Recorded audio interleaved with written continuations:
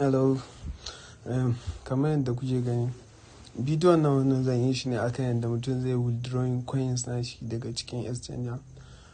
Abin da ya sa bari nuna mutane buy and sell yanzu ba, ya kamata mutum ya san yadda zai sa kuma zai cire.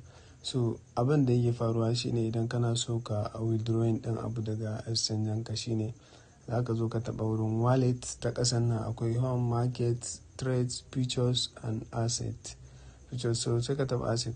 Idan ka taɓa asset ba mamaki abinka yana cikin funding.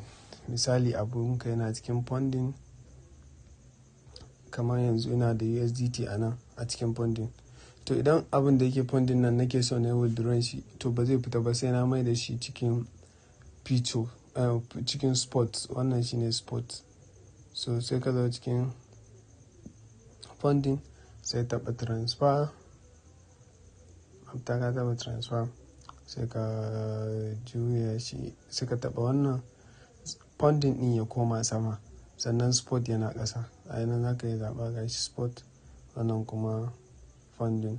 So ina da shi sai in taɓa all, gashi nan all a gefen USDT nan, sai in taɓa confirm.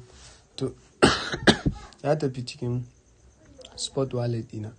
To tun da ya tafi cikin spot wallet ɗina sai in koma spot wallet.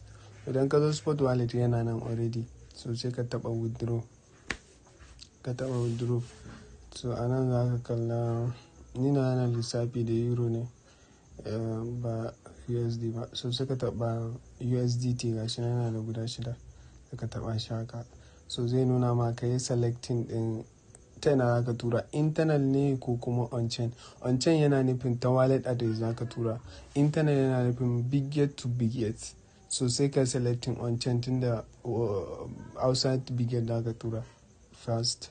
To bayan ka tura, kamar yadda na muku a wancan bidiyon, za ka kofo address ɗin da ka fara ka sa shi a network ɗin BNB, sai ka zo ka yi pasting ɗin wannan addressin a nan. Kowane irin address sai ka yi pasting ɗin shi, amma network ɗin gashi nan sai ka zaɓa BF20 nan, ka taɓa shi sai ka zo ka sa less than 10 ne, ba zai ka tura minimum mai ƙasa da 10 ba. So after ka sa sai ka sa guda 10, sai ka zo ka taɓa withdraw. After ka gama ka sa withdrawal address, then amount sai withdraw.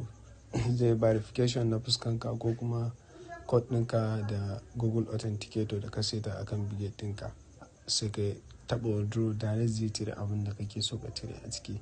Very simple ne, ba wahala. Ina fata an fahimta.